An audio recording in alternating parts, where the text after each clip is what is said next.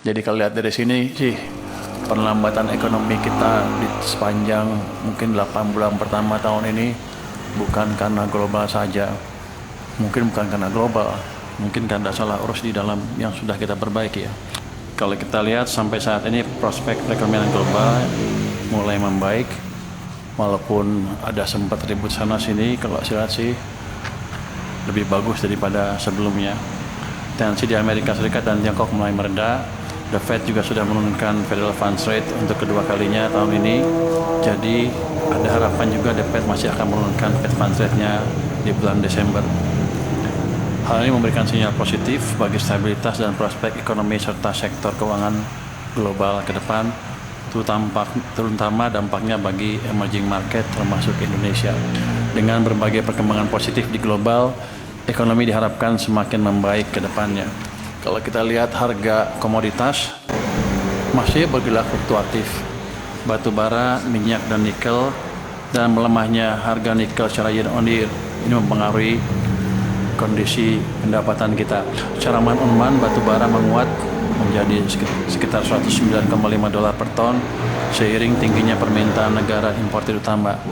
Minyak Brent naik tipis secara month-on-month namun masih melemah secara year on year.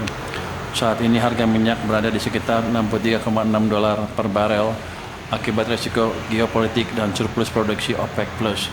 Menurut penurunan kinerja batubara dan nikel menjadi tantangan bagi sisi penerimaan fiskal.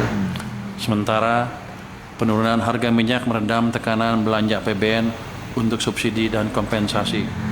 Sementara itu, tembaga dan CPO dalam tren menguat secara year on year. Penguatan harga tembaga didorong kekhawatiran pengetatan supply dan berakhirnya government shutdown di Amerika Serikat. Ini memberikan dampak positif bagi penerimaan negara. Pergerakan komoditas ini juga berpengaruh pada kinerja ekspor Indonesia. Pada periode Januari hingga September 2025, surplus neraca perdagangan Indonesia masih terjaga dengan nilai kumulatif 33,48 miliar dolar Amerika Serikat, tumbuh sekitar 50,9% year on year dengan surplus bulanan 4,34 miliar dolar AS.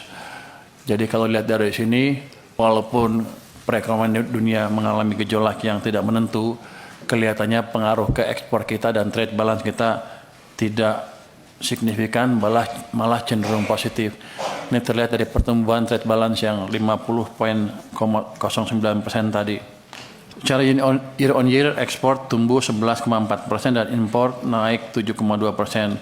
Dan ini menunjukkan aktivitas industri dalam negeri makin aktif di tengah permintaan global yang masih kuat. Jadi kalau lihat dari sini sih, perlambatan ekonomi kita di sepanjang mungkin 8 bulan pertama tahun ini bukan karena global saja. Mungkin bukan karena global, mungkin karena salah urus di dalam yang sudah kita perbaiki ya.